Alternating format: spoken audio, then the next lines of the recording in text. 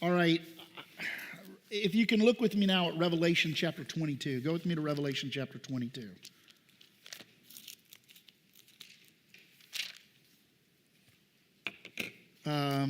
Verse 6. I want you to pay attention. The last one that we had, it was the exact, good, I have it up on the screen. That's going to be very helpful. Thank you. Thank you so much. All right, Revelation 22. I've got it up on the screen now. I want to contrast that with what we just read in Daniel was seal up the vision because it refers to many days from now. All right? It's a long way off because it covers a time period that's hundreds of years away. All right, here's Revelation 22. It says, and he said to me, these words are trustworthy and true, and the Lord, the God of the spirits of the prophets, has sent his angel to show his servants what must soon take place. Do you see that? This is the end of the book of Revelation. He's going to show his servants that which must soon take place. Now, Daniel, he was told, this is seal up the prophecy because it's a long ways off. It's 300-something years from now. But Revelation says the opposite. It says it must soon take place. And behold, I am coming soon. Blessed is the one who keeps the words of the prophecy of this book. I, John, am the one who heard and saw these things. And when I heard and saw them, I fell down to worship at the feet of the angel who showed them to me. But he said to me, you must not do that. I am a fellow servant with you and your brothers, the prophets, and with those who keep the words of this book. Worship God. And he said to me, do not seal up the words of the prophecy of this book, for the time is near. Do you catch that? Daniel said, God told Daniel, and by the way, you have, I believe, and others believe, that a Christ figure, a one like the Son of Man is in here. That's not an angel. I think that's the second person of the Trinity in Daniel's vision. And then there's also Gabriel, who's an angel. And here we have Jesus and we have an angel. So there's definitely a comparison between Revelation chapter 22, 6 through 10, and Daniel chapter 8. Jesus speaks and angel speaks. Jesus speaks and angel speaks. So Jesus speaks, and then the angel, when John sees the angel, he falls down to worship him. He says, no, don't worship me. I'm just a created being. You can't worship me. I'm a fellow servant of God. Notice Jesus did receive worship, but the angel forbids worship. But what's interesting is he says the exact opposite of what he told Daniel.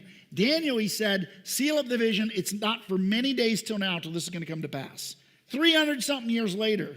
But Revelation, he says, do not seal up the words of the prophecy of this book, for the time is near. I'm a partial preterist. I do believe that the final judgment is still in the future. Okay? I believe the second coming of Christ is in the future, that Christ is going to come back on the last day. There's going to be a resurrection of the living and the dead. But many of the things in the book of Revelation are not about something 2,000 years later. They're for the most part about things that were about to take place. So you see, like last week we looked at how there's this fourth beast with 10 horns. What did we see in Revelation 13? This beast with 10 horns, and it had parts of a leopard and part of a bear and part of a lion. That is obviously alluding back to Daniel, very much so. 10 horns, 10 horns. And so the book of Revelation, if you read verse 1 through 3, he says he sit and signified it, means it's a book of signs and symbols, to show his servants those things which must shortly come to pass. The book of Revelation is primarily about things that are about to take place in the first century. That's what I believe. I believe that the book of Revelation was written before the destruction of the temple in the year 70. The other very popular opinion is that it was written in the late 90s. But I'm mentioning all that because this passage teaches us something very important about the book of Revelation. Daniel is about things far away because it covers things 300 years in the future. The book of Revelation is about to take place when it's written. All right, that's the case I'm making to you. I'm a partial preterist. It's not a heresy. Puritans believe that. Jonathan Edwards believed that. Wesley believed that. So you've got people on all sides of the aisle, Calvinism and Arminians. But let's go back. Now that I got my slides, let's go back to Daniel chapter 8. I hope you all can bear with me a little longer tonight after 8 o'clock. Daniel 8, the time of the vision, about 553 BC. In the third year of the reign of King Belshazzar, a vision appeared to me, Daniel, after that which appeared to me at the first, and I saw in the vision, and when I saw, I was in Susa, the citadel, which is in the province of Elam, and I saw in the vision, and I was at the Ulai Canal. So he is physically, he's been in Babylon, but he's taken in the spirit, in a vision, to the capital of what will become the next rising empire. He is in Susa, which is the capital of Persia. So he's taken all the way over to the kingdom of Elam, which is subordinate to Babylon at this time period, but it's the next beast to arise out of the sea. It's the next empire in the timeline are the Medes and the Persians. And that's where he's taken in this vision, because this vision isn't really going to cover the Babylonian period like the last two dreams did. This vision is going to take place from Media Persia through the Greek Seleucid Empire, all right? He says in verse 3, one other thing I want to say about this is, if you believe God's word, this is written in the third year of Belshazzar, which is before the events took place. And that's very important because a lot of the skeptical scholars, the unbelievers, say there's no way this was written in 553 BC because it has so much exact prophecy of things that were going to come to pass. This had to have been written later and then written back to look like it was prophecy, right?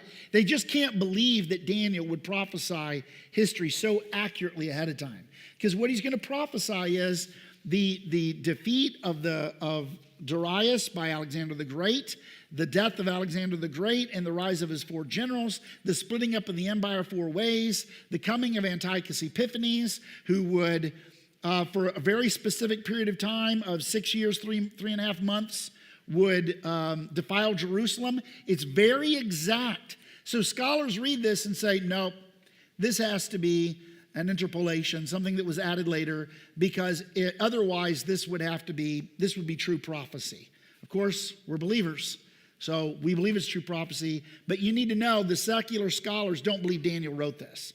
The secular scholars said this must have been written by someone else who claims to be Daniel because it's too accurate, all right? Let's get into what it says. It says, I raised my eyes and saw, and behold, a ram standing on the bank of the canal. It had two horns, and both horns were high, but one was higher than the other, and the higher one came up last. So he sees a ram. A ram is a male sheep. You know, it's like a ram is a male sheep. It's got the big horns. They love to pound things with their head. It has two horns, but one horn is bigger than the other.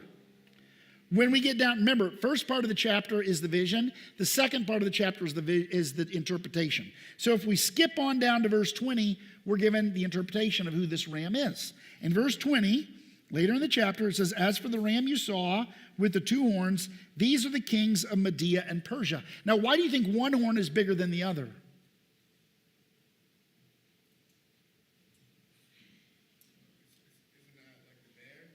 Just like the bear, exactly. The bear's raised up on one side because the Medes and the Persians, at first it was a collaborative work between the Medes and the Persians, but eventually it would become the Persian Empire. The Persian is the bigger horn. It becomes Persian dominant. It becomes we know it in history books. Like if you study this in school, you read about the Persian Empire. Usually they don't even mention the Medes. But from their standpoint, the first king to come in was Darius the Mede. Right? We read about that in the chapter about Daniel and the lion's den. He was a Median king, but it became the Persian Empire. So the bigger horn of the two horns represent Media and Persia, and like a goat, like a male sheep goes and rams and defeat things, the Medes and the Persians, they're going to ram the nations around them. Verse 4, I saw the ram charging westward and northward and southward. No beast could stand before him, and there was no one who could rescue from his power. He did as he pleased and became great. So he goes northward, westward, southward. Now notice, how many directions does that cover? 3. How many ribs were in the bear's mouth? 3. And I told you last week it was 3 kingdoms. It was Lydia, it was Babylon. I can't remember what the other one is at the moment. But the Persians conquered 3 kingdoms, northward, westward, southward. Actually, I have it right here in my notes. The 3 ribs, now 3 directions. So you see a correlation between this bear that comes up in Daniel 7. I'm sorry for you, those of you who haven't been here in past weeks. I'm probably losing you. But the bear had 3 ribs in its mouth: Babylon, Lydia, and Egypt. And now in verse 4, we read that he goes westward toward Babylon, Syria, Cappadocia, Asia, the less, and Greece, all westward from Media, Persia. And then northward against the Armenians, the Iberians, the Lydians, the Colchi, Caspians. So that was going to the north. And then they defeated to the south against Ethiopia, Arabia, and Egypt. I got that from John Wesley, by the way. John Wesley gave me that interpretation many years ago. I had it in my notes from years ago. I'm like, there we go. So there's your 3 ribs, summarized as the previous kingdoms of Babylon, Lydia, and Egypt. And now, getting more specific, westward, northward, southward, you have all these kingdoms that were part of the Babylonian, the Lydian, and the Egyptian respective empires that are kind of going on at the same time. So this is really incredible prophecy, because that's exactly what they did. They did just as Daniel prophesied. In Babylon, while still in the Babylonian reign of Belshazzar, he prophesied this male ram ramming to the 3 directions here. All right, let's go on. As I was considering, behold, a male goat came from the west across the face of the whole earth without touching the ground. And the goat had a conspicuous horn between his eyes. Okay, so it says, I was considering about a male goat came from the west. What do you think it means when it says it wasn't even touching the ground? Anybody have a guess what that might imply, this male goat? Speed, exactly. The 3rd beast was the leopard, the fastest, and it had 4 wings and 4 heads. So both visions emphasize the speed of this next empire that's going to conquer the Medes and Persians. Like I said, by the age of 28, a 28-year-old man, son of Philip of Macedon, Alexander the Great, in his early 20s, starts conquest, and by the age of 28, he defeated the whole known world. And he couldn't handle success very well. So by the age of 32, 4 years later, he would die from alcoholism and just a life of dissipation. So he conquered the world, but his addictions conquered him. Kind of interesting. And he would die with, he had a little son, but that son didn't live long afterwards. And his 4 generals divided up the empire 4 ways. So you notice this says, this male goat came from the west across the face of the whole earth without touching the ground, and the goat had a conspicuous horn between his eyes. Now, what does the horn represent? Well, way down in verse 21, I'm skipping ahead again, not to confuse you. Verse 21, it tells us the interpretation. And the goat is the king of Greece, and the great horn between his eyes is the first king. So very specifically, we're told that the goat represents, and the horn on the head of the goat represents the first king of this Greek empire, which we know to be Alexander the Great. And he is fast, super fast. With his Greek phalanx, Darius comes out with his chariots, thinking, we got chariots, you got a bunch of guys with sticks, we're going to run you over. Not so fast. Totally routed them, totally defeated them at the Battle of Issus. November 5th, 333 BC, Battle of Issus, Alexander defeated Darius III, king of Persia. He came to the ram with the 2 horns. So it's the ram that has the 2 horns, which I had seen standing on the bank of the canal, and he ran at him in his powerful wrath. I saw him come close to the ram, and he was enraged against him and struck the ram and broke his 2 horns. And the ram had no power to stand before him, but he cast him down to the ground and trampled on him, and there was no one who could rescue the ram from his power. Totally defeated Darius III, wiped him out, and defeated the Persians utterly. So this is pretty impressive. Daniel's writing in the 3rd year of King Belshazzar. What did I say earlier? It was he's writing in 553 BC. All right, and he's talking about an event that happens in 333 BC. So he's prophesying things that are several hundred years in the future. A little side note, I forget if it was Herodotus or maybe it was I forget where I read this, but when Alexander the Great came to Jerusalem, since they were seen as loyal to the Persians, he thought to destroy it like he had already done to Tyre and Sidon. He built an island. He literally, they had an island out in the sea, and he and the soldiers built a rock causeway out to the island and besieged it, and it built basically a road through the ocean out to the island in order to besiege them. They thought we're invincible, and brought them down. And I forget it was Isaiah or Jeremiah said that Tyre and Sidon will be wiped as someone would wipe their plate, and people will spread fishing nets over this great city. It's going to be this little uninhabited island, and it came to pass just like the prophet said it would. When he was done with that, he goes to Jerusalem, and the priest, he has a dream of the priest coming out to meet him, and sure enough, the priest comes out to meet him and shows him the book of Daniel, and how Daniel said he would defeat Darius, and when he saw that, he spared the city. So because of the writings of Daniel, Alexander the Great was so impressed with Daniel's prophecy that he would defeat, that the goat, which would be the first king of Greece, would defeat the ram, that he spared Jerusalem and actually had a lot of favor towards it. Otherwise, he had thought to destroy it. So this prophecy actually ends up saving the city because it's a very old prophecy. They've had it for hundreds of years, and it was appealed to change the heart of Alexander to spare Jerusalem. So it's pretty impressive. All right, verse 8. Then the goat became exceedingly great, but when he was strong, the great horn, which represents Alexander the Great, was broken, and instead of it there came up 4 conspicuous horns toward the 4 winds of heaven. All right, this correlates with the leopard. Has how many heads? 4. So the last chapter we read about this third beast that comes. First the lion, which represents Babylon. Second the bear, representing Media Persia. Then comes a leopard with 4 heads. What a freak, a 4-headed beast.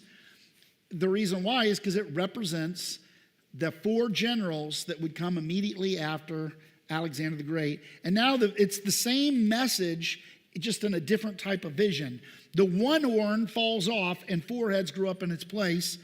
And we're told, skipping on down to verse 22 to get the interpretation, it says, as for the horn that was broken, in place of which the 4 others arose, 4 kingdoms shall arise from his nation, but not with his power. So we have the 4 heads of the leopard is now the 4 horns. 4 generals become 4, I should say kingdoms, not empires. And the 4 generals are Antigonus, Cassander, Ptolemy, and Seleucus. Israel would actually be, at most of the time, under the Seleucids, the Seleucid dynasty. Sometimes, though, the Seleucids and the Egyptian, the Ptolemies, would fight with each other over the next few hundred years. And what they would do is every time they would be at war with each other, they would run to and fro over Israel. And we're going to get to that vision later on, and knowledge will increase. That they would fight, they would go back and forth, and when their armies would plunder and take the cattle and take the grain, they'd go back and forth over Israel. And so Daniel's going to prophesy, there's more prophecy to come in which he's going to prophesy that. But they were most of the times under what's called the Seleucids. Seleucus, his descendants became the Seleucid dynasty, and that's who Israel was under. But Ptolemy takes Egypt, Cassander takes Greece, and Antigonus takes, I forget which one he takes all the time. I always forget Antigonus. I forget what he rules over. All right, verse 9. Out of one of the 4 horns that arise after it, out of one of them came a little horn, which grew exceedingly great toward the south, toward the east, and toward the glorious land. Where do you think the glorious land is? Anybody got a guess? What? Yeah, Israel. That's right. Today we call it Palestine. The glorious land, the Holy Land. The glorious land refers to Israel, and he refers to it as the glorious land. It grew great even to the host of heaven, and some of the host and some of the stars it threw down to the ground and trampled on them. It became great, even as great as the prince of the host. And the regular burnt offering was taken away from him, and the place of his sanctuary was overthrown. And a host will be given over to it together with the regular burnt offering because of transgression, and it will throw truth to the ground, and it will act and prosper. Okay, so out of the 4 horns, one of them, and we know which one it came from, Seleucus, Antiochus Epiphanes would come out of the Seleucid dynasty. And he would, we're going to read about what he does But he is the one, when Jews celebrate Hanukkah, they're celebrating their battle, their rededicating of the temple after it was defiled by Antiochus Epiphanes. He sets up an image in the temple. He plunders the temple. He takes the golden furniture, the altar of incense, and everything else. He steals that. And on the altar, he erects a statue of Apollo or Zeus, whatever. And they sacrifice a pig on the altar. And this guy, Mattathias, would lead a revolt. He would fight against it. The book of Maccabees, which today I read chapter 1 and chapter 2 of Maccabees, just because a lot of this is referred to in the book of Maccabees. It's the fulfillment of this prophecy and what took place. The idea of casting down the host of heaven is thought to be his defiling of the sanctuary and his stealing of the furniture of the tabernacle, and his becoming great. We're gonna read his making war on the Prince of Princes, which is kind of like King of Kings. He makes war on God, and so it goes on. In verse 13, then I heard a holy one speaking, and another holy one said to the one who spoke, for how long is the vision concerning the regular burnt offering, the transgression that makes desolate, and the giving over the sanctuary, and the host to be trampled underfoot? And he said to me, for 2,300 evenings and mornings. And he says, for 2,300 evenings. I did a little math on that. I just divided 2,300 by 365.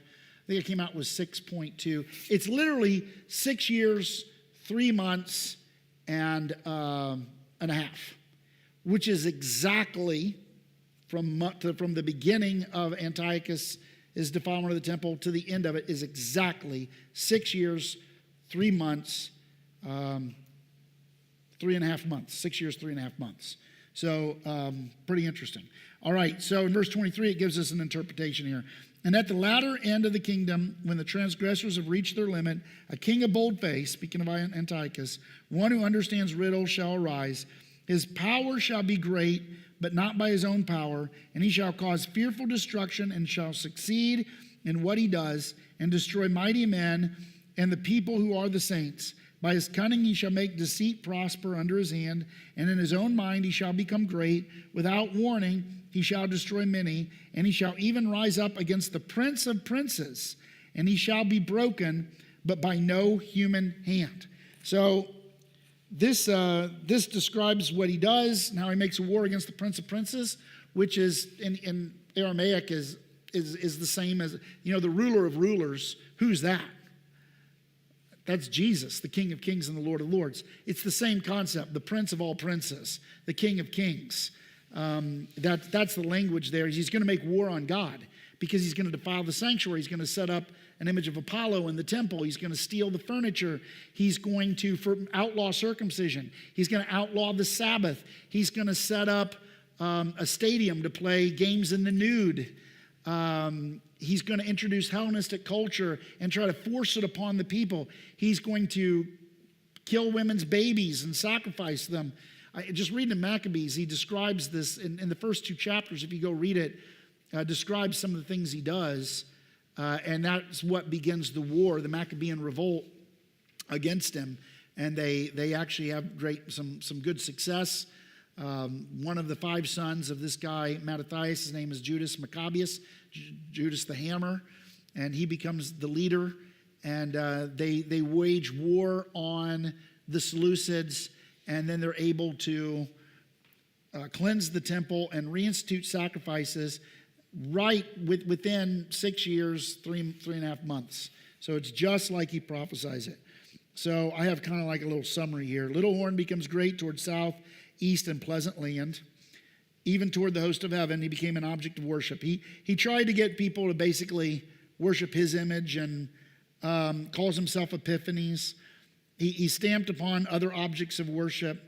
He magnified himself even to the point of calling himself Epiphanes, implying he was the manifestation of divine favor. He stopped the daily sacrifice, verse 11. He defiled the sanctuary and vandalized it. God permitted him to conquer his people because of their sin. That's what verse 12 says, that it's because of their sin that God allowed them to be defeated by this Greek Seleucid king, this abomination that makes desolate. All right. How long shall it go on? 6.3 years. In 171 BC, the month Sivan, in the year 142 of the era of the Seleucidae. Okay, so 142 represents from the beginning of the Seleucid reign. The sacrifices began to be neglected, owing to the high priest Jason introducing at Jerusalem Grecian customs and amusements. The palastra and gymnasium ending with the death of Antiochus in 165 BC, or the month Shabbath in the year 148 of the Seleucid era. So if you just subtract 171 minus 165, you've got 6 years, 3.5 months is what it was to the day. And that's, and it correlates with history. So, you know, it just goes to show that God knows the future. And not only God predestines the future. Everything that's coming to pass is because God is orchestrating it. He's working in history, and he's bringing to pass whatsoever he pleases. So he ordains it. All right, verse 15. I'm trying to hurry a little bit because I know I got started late. Verse 15, which I've already quoted some of this, but we get to the second half of the chapter. When I, Daniel, had seen the vision, I sought to understand it, and behold, there stood before me one having the appearance of a man. And I heard a man's voice between the banks of the Ulai, and it called, Gabriel, make this man understand the vision. Now, when he says sees the appearance of a man, many believe this is the Son. This is a theophany. This is God, and he tells the angel to explain, which is reflected in Revelation 22. Jesus commissions the angel to make the vision known. So there's the two correspond to each other. Revelation 22 and Daniel chapter 8. Verse 17, so he came near where I stood, and when he came, I was frightened and fell on my face. But he said to me, understand, O son of man, that the vision is for the time of the end. Now some people say, oh, this is for the end of time. No, it's for, he's letting you know that the vision is telling you up to the end of this. It's for the latter days of this vision. It's not the end of time, because we know what happened. We know that Persia was defeated by Alexander. His 4 generals took over, and one of the 4 generals came Antiochus Epiphanes, who defiles the sanctuary, and that's where the vision ends. It doesn't end with the coming of Christ or the second coming of Christ. This vision was to tell them right up to the time of this evil fellow named Antiochus Epiphanes, because Israel became so apostate at that time that really you're down to one man who's a priest, and his 5 sons are the only people who are really willing to withstand. Now, when they withstand, what they end up doing is they end up killing Jason the high priest. They kill the messengers of the king, and they say, everybody who's faithful to God, follow me. They run to the hills, and they start their guerrilla warfare, and they start fighting back. So this prophecy is given as a way to encourage the saints, and later on it says the people that know their God will become strong and will wage war.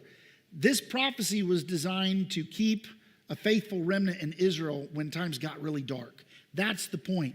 This isn't a prophecy about the second coming of Christ, nor the first coming of Christ. It goes right up to 167 AD and the death of Antiochus. It's not for it's not for the Antichrist. It's for Antiochus Epiphanes. The vision doesn't cover that much time. So he says, and when he had spoken to me, I fell into a deep sleep with my face to the ground, but he touched me and made me stand up. He said, behold, I will make known to you what shall be at the latter end of the indignation, for it refers to the appointed time of the end. As for the ram you saw with the 2 horns, these are the kings of Media and Persia, and the goat is the king of Greece, and the great horn between his eyes is the first king. As for the horn that was broken, in place of which 4 others arose, 4 kingdoms shall arise from his nation, but not with his power. And at the latter end of their kingdom, when the transgressors have reached their limit, a king of bold face, one who understands riddles, shall arise. His power shall be great, but not by his own power. And he shall cause fearful destruction, and shall succeed in what he does, and destroy mighty men and the people who are the saints. By his cunning he shall make deceit prosper under his hand, and in his own mind he shall become great. Without warning, he shall destroy many, and he shall even rise up against the prince of princes, and he shall be broken, but by no other hand. He would end up not dying he wasn't defeated in battle or killed. He would end up dying in a state of melancholy and depression, acknowledging that he had done evil, according to the book of Maccabees. And he said for that reason, he was overwhelmed with a state of melancholy and depression that made him want to die, basically. He basically died, I don't know if he committed suicide, but he died of deep, deep depression. He died in deep depression. That's how Maccabees puts it. And I have the quote in my notes. If y'all want to hear it, I'll come back to it. All right. The vision of the evenings and the mornings that has been told is true. But seal up the vision, for it refers to many days from now. And I, Daniel, was overcome and lay sick for some days. Then I rose and went through the king's business, but I was appalled by the vision and did not understand it. So that's the part that, to a lot of us, it might be like, oh, well, yeah, this is relevant. This was relevant to the Jews at the time of the Maccabees, but it doesn't apply to us. But see, what it does is it shows us that what God declares to come to pass will come to pass. Yes, Kanoa. It is relevant because if you ever get on certain debates, Islam actually tries to use Daniel and these two chapters 7 and 8 to say that it's referring to them and their rise. And so we ran into a few Muslims that would try to say that this is referring to the rise of Islam. So when it says it's the king of Grisha, what do they say? You know what I think they say? You know what? The Quran or Muhammad, I don't know if it's in the Quran. I think it is in the Quran. Muhammad said that Alexander, I think he claims him as a Muslim. And Alexander made it to the ends of the earth where he saw the sun set in a pool of muddy water. Have you ever heard that quote? The Quran says that Alexander got all the way to the end of the world and he saw the sun set in a pool of muddy water. That's in the Quran. That's one of those scientific inaccuracies in the Quran. So yeah, I'm trying to remember the name. They have a name for Alexander. But Muhammad, he took all kinds of legends. He took the Bible. He took whatever. He would just say, oh yeah.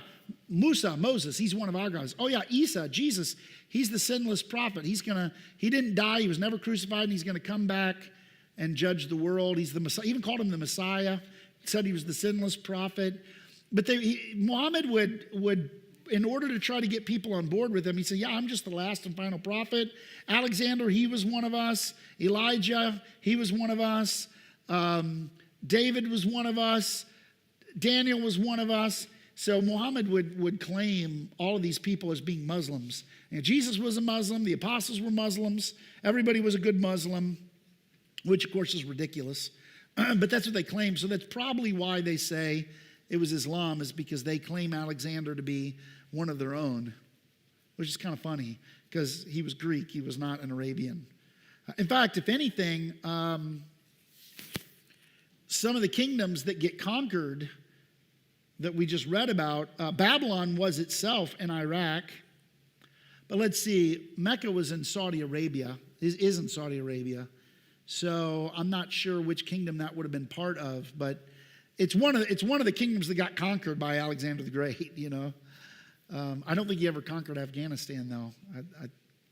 I'm not sure if he. And that's why I think it's relevant to know, because if you don't know and you're not really looking into it, and they bring it up, they'll go to Daniel, read Daniel, and they'll explain it to you. And your average Christian's sitting there going, "Well, there's a beast with 4 horns." If you don't really understand it, they'll point that and go ahead and try it. And then they'll say, "See, you don't understand it. Here's why." And then they'll throw in spit. And even some Mormons will try to put more of a premill-like spin on it as well to refer to prophecies. Yeah, some people want to say, well, it's going to be a dual fulfillment. Well, suppose somebody performed a service for you. They painted your house. They fixed your car, and they send you a bill, and you pay the bill, and they send you another bill, and you say, what's this? Oh, it's a dual fulfillment. I want you to pay me again. God gave the prophecy. It came to pass, and it's in the past. There's no need for it. It doesn't say there's going to be a dual fulfillment. It doesn't say it's going to happen over. If you're going to believe in dual fulfillments, why not believe in triple or quadruple fulfillments? You know, it gets ridiculous really quick. But the point I want you to take away from it, I know you're going to forget. I have to leave an impression. There's so many historical details here. Several things I want you to see is that Daniel accurately prophesies the next 300 and something years of history. I want you to see that. That God, and that also, the theme of the book of Daniel is God rules in the affairs of men. That he sets up kings and he puts kings down. That's been emphasized in pretty much every chapter. Nebuchadnezzar thinks he's in charge, and God says, I'm going to make you eat grass like an ox, right? Everything's stacked against Daniel and his friends. They're outnumbered, they're outgunned. But over and over, God demonstrates, no, I'm in charge. I use pagan nations to chastise my people, but I rule over the nations. And we need to understand that as well. God will use, he uses Soviet Union, he uses America to accomplish his ends. And even when we see things like a lot of Christians get really upset, and I understand, I feel it too. We see people coming from India and the Middle East, and they're having lots of children, and they're bringing in Islam. There's parts of England that are coming under Sharia law. And we're like, wow, this was a nation that once confessed Jesus. They turned to secular humanism, and now God is chastising them. And I just heard today that church attendance has like doubled in the last few years in England. It's got, and young men, the highest rate of returning to church. I just saw this today. I forget this guy, Jamie Bombrick or whatever. He's got some great videos. We have the same eschatology and stuff. I love his stuff, but he's out of Ireland. And he said there's a revival happening in England. He just mentioned it today. And I think there's evidences of it here too. God will use, if we forsake, one of the things that's pointed out here is Israel is allowed to come under the domination of Antiochus Epiphanes very clearly because of their sin.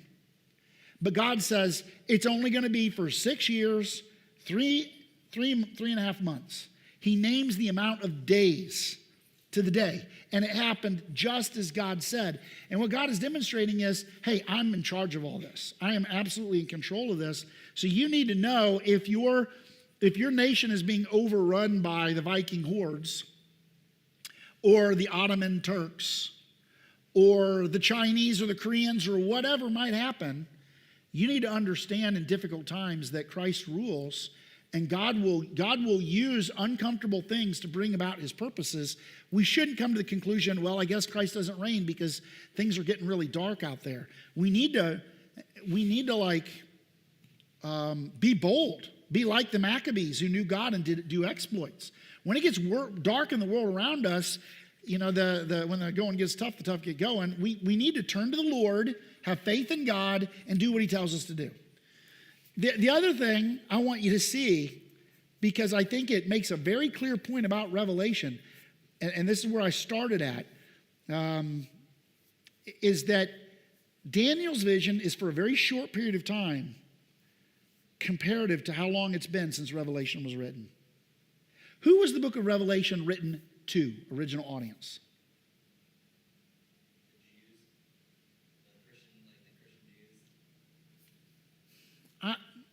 I wouldn't say distinctly Jews. Did you say Revelation. Revelation? Yeah, okay. Wasn't it the 7 7 churches of Asia Minor? churches of Asia Minor. It was written to 7 real churches in Asia Minor about things that were soon to take place, shortly to come to pass. And it said, as I showed you earlier, I'm going to show you again, Daniel 22, 6 through 10. Just look at these. In verse 6, he says, to show his servants which must soon take place. Now, if Daniel's vision covered 360-something years and was for many days off in the future, if the book of Revelation is about things to take place 2,000 years later, is that soon? And he's kind of quoting Daniel 8 in verse 10, but look at verse 10. And he said to me, do not seal up the words of the prophecy of this book, for the time is near. It's the exact opposite of Daniel, but seal up the vision, for it refers to many days from now. If Daniel's vision was for many days from now, oh man, Daniel, this is a long way off. It covers 360-something years from now, after you're dead. And the book of Revelation says, don't seal it up because it's about to take place. How do you justify an interpretation that postpones its fulfillment for thousands of years later? On a biblical timeline, a whopping 1/3 of Earth history. 2,000 years is 1/3 of 6. It doesn't make sense. And also it says in chapter 1, I should have had chapter 1 up here. It says, let him that reads understand. Literally, and keep the words of the prophecy. The prophecy was to be read in those 7 churches of the first century. They didn't know about Apache helicopters. They didn't know about the Soviet Union. They didn't know about Saddam Hussein. They didn't know about computers in Germany. Right? In my lifetime, I remember 1993, being in a Bible study, and they said, wow, 1996 is going to be a big year. This war that's going on in Iraq right now, Nebuchadnezzar has made a coin, and it's got Nebuchadnezzar on one side and Saddam Hussein on the other. He believes he's a reincarnated Nebuchadnezzar, and he's got a 1,000,000-man army. This is what they were saying in 1993. I remember it. I was there. We're gonna fight them, and we think we're gonna go in there, but we are gonna get our tail kicked because Saddam Hussein, we're going to be very surprised because the kings of the east are going to rise up. They're going to dry up the Euphrates, and the Chinese are going to walk up the river. And I'm hearing all this, and they said, Jesus was born about 4 BC, and 2,000 years from 4 BC is 1996. We're coming up on 2,000 years, 1996. I'm like, that's the year I graduate. I don't get to do anything. and then after 1996, well, that didn't happen. So then it was like the year 2000. Significant. Y2K, the big bug is going to come. And the computer bug is going to set us all back. We're going to be living in the Stone Age. And there's this big computer over in Germany called the Beast. And I remember reading about how the European Union is going to take place. This is before it took place.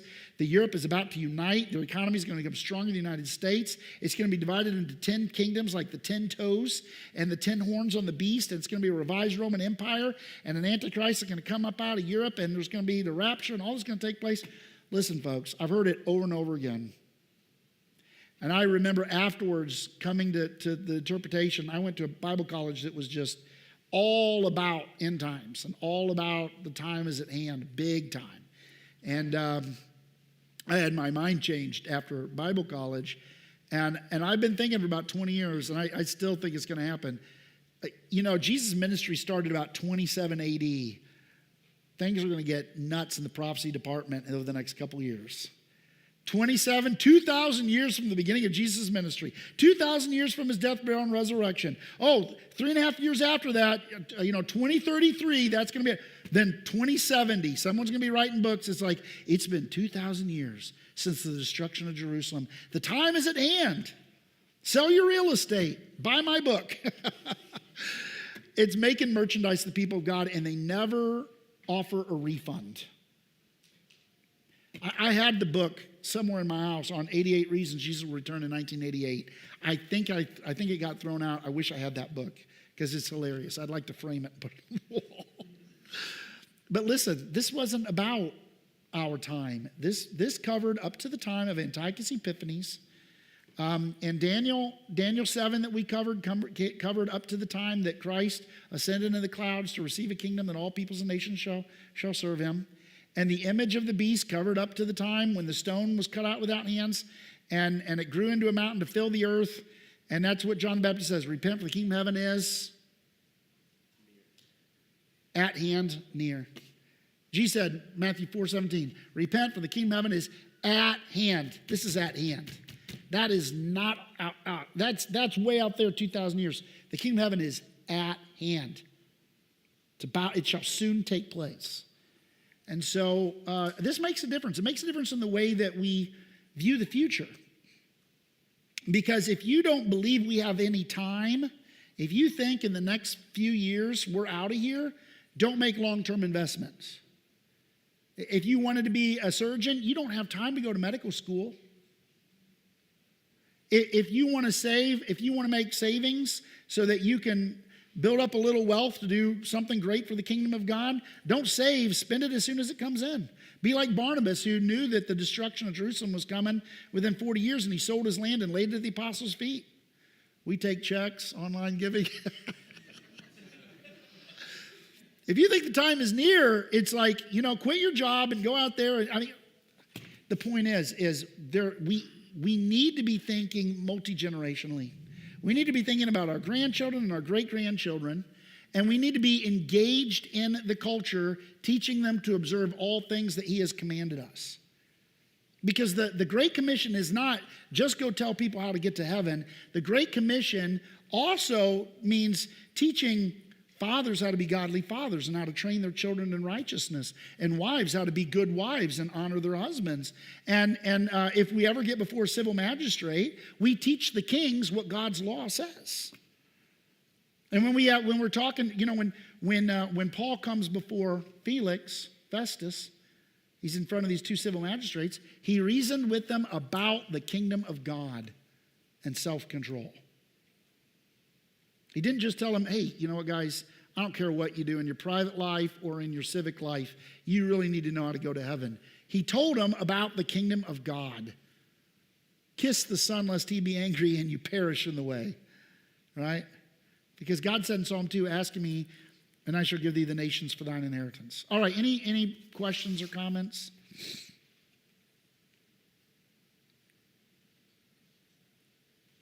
I could have probably focused on some stuff a little longer and skipped over some other things. A little bit of technical difficulty there, but anyway, hopefully it leaves. I know it's going to be hard to remember all these details is very hard. I just want you to see God's word is true, and that God is in control, and that everything He's spoken, including the growth of His kingdom, fill the earth, will come to pass because He said so. All right. Well, very good. Sam, would you close us in prayer tonight?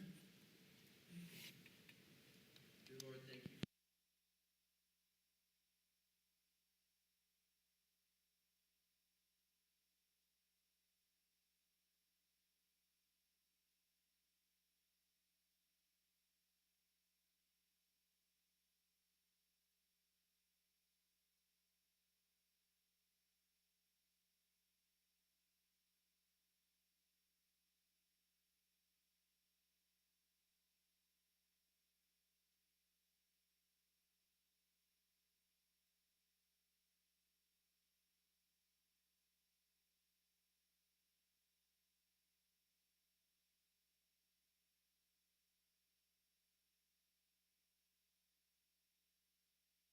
Okay.